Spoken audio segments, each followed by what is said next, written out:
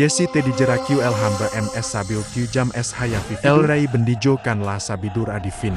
Riquiza MS all de la imaginación. Ya el poder absoluto termin su vida nomor en triunfo. Sino en profundo arrepentimiento y ruina espiritual. Cemo pudo un hamba Q posa a todo. Q caminabatan cerca, kan Dios descendi atau desesperaci en. Salom en hiju de David.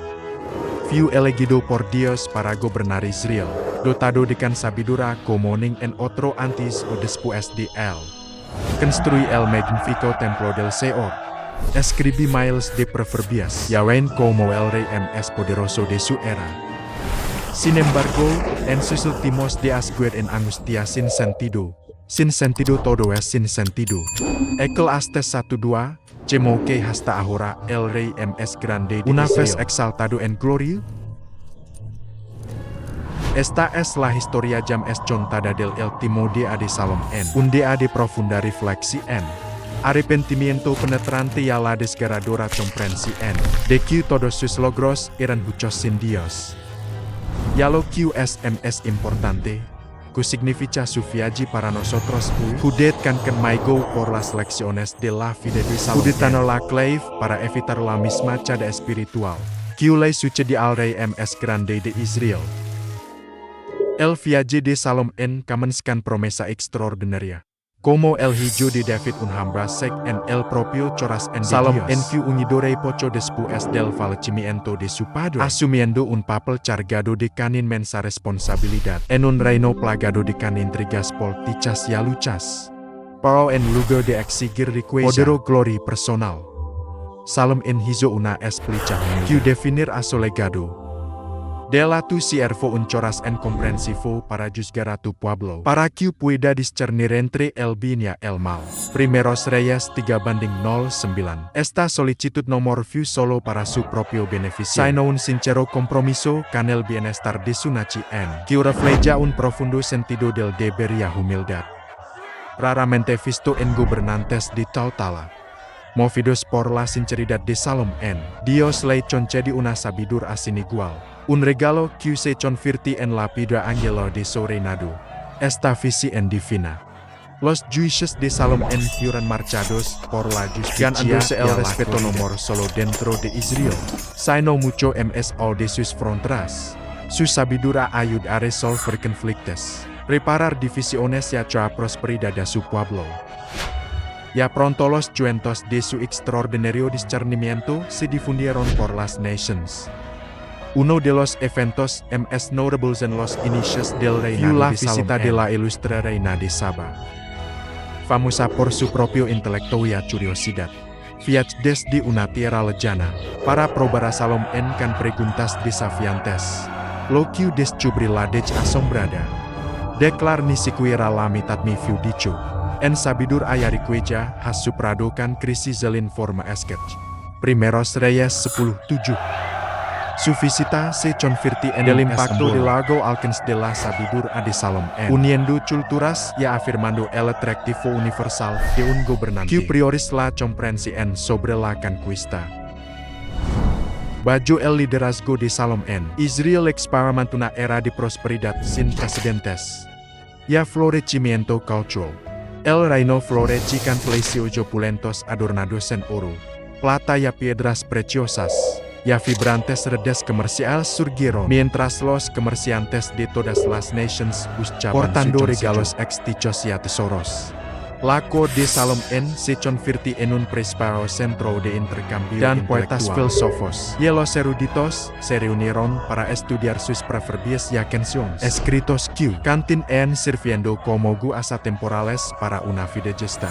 MSO de estos grandes logros, Salom instituye prácticas legales justas y reforma el gobierno, asegurando que la justicia fuera accesible tanto como para los plebeyos su capacidad para resolver disputas con visi en divina.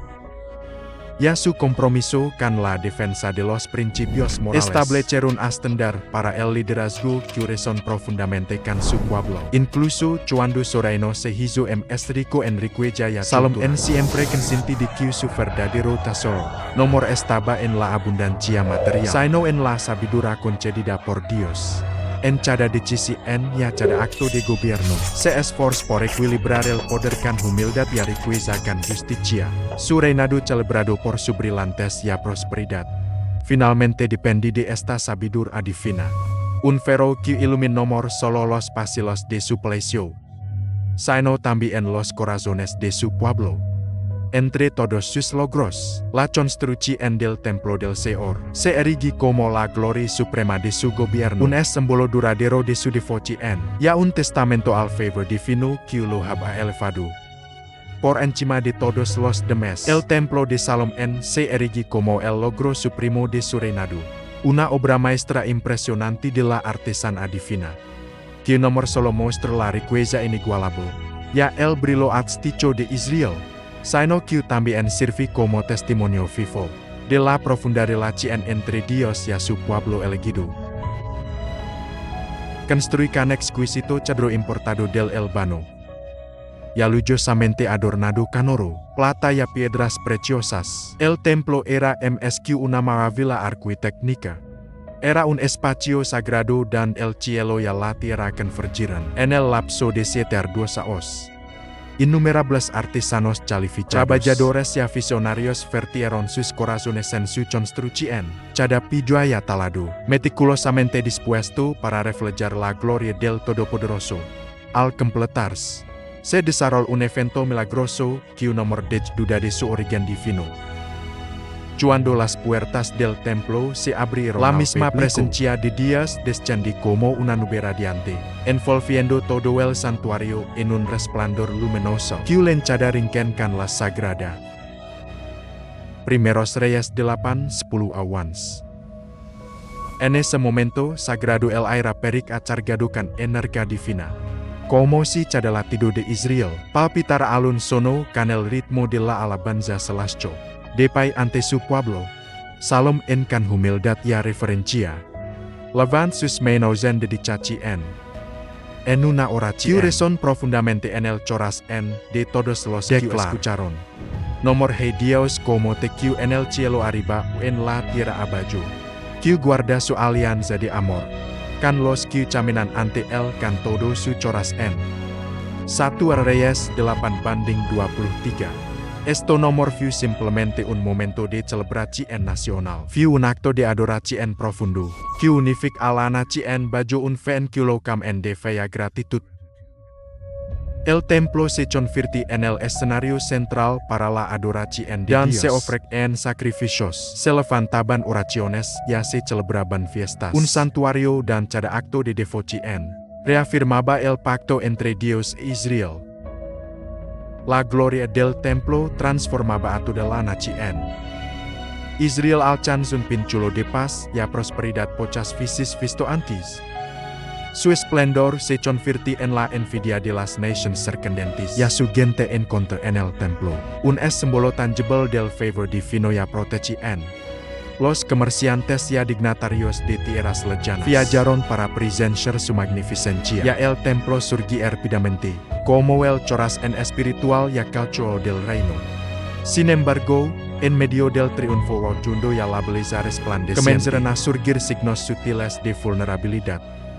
La misma magnificencia del templo, construido como morada para la presencia divina, leve en su interior las semillas de la fragilidad humana. Mientras la nación celebraba su gloria, los fundamentos del compromiso espiritual estaban siendo probados silenciosamente por las tentaciones de la riqueza, alianzas políticas y el encanto de las costumbres extranjeras. En su esplendor, el templo simbolizaba la unión ideal de la sabiduría celestial y el gobierno terrestre, una unión que Salomón ha buscado preservar. A través de su humilde solicitud de un corazón comprensivo, era un monumento vivo a la promesa de que la verdadera prosperidad no se mide por la abundancia de riquezas materiales, sino por la profundidad de la relación de uno con Dios. Ya mientras el templo marca el comienzo de una era de unidad inigualable, ya vigor espiritual también presagía los desafíos que se avecinaban. A pesar del favor divino temprano de Salomón y la sabiduría inigualable, signos sutiles de decadencia espiritual comenzaron a través de picos compromisos aparentemente inofensivos. En su bescuida de alianzas políticas. Salom en se chascan numerosas princesas extranjeras, cuyas castambras ya deidades entraban en conflicto can la adoraci en del Dios mientras que estas uniones sirvieron inicialmente fins al garantizar la paz. Poco a poco introdujeron prácticas del trichas en su corte. Con el tiempo, esta influencia erosion su firme devoción. Como notas de las escrituras a medida que Salom en sus esposas volvieron sus choras en después de otros dioses. Primeros Reyes 11:4. La adoraci en una véspera que defendió reemplazada por la construcción de altares a dioses extranjeros. Como Ashtaras Caimos. Ya Molek alejandro ms de la verdadera devoción. As cambio gradual.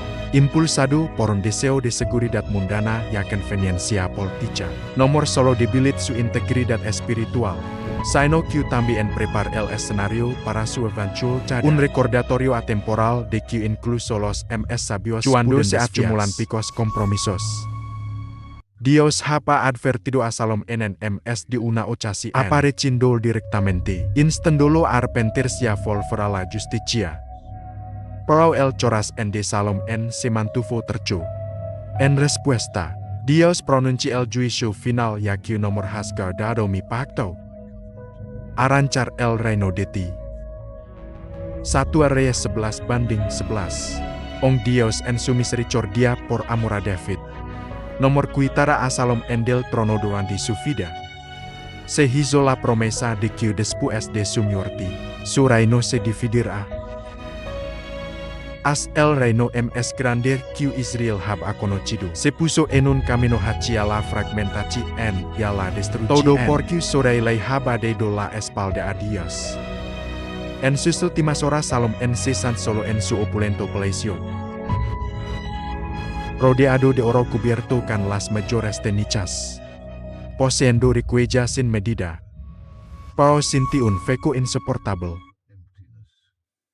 Recuerdos de su juventud inundaron.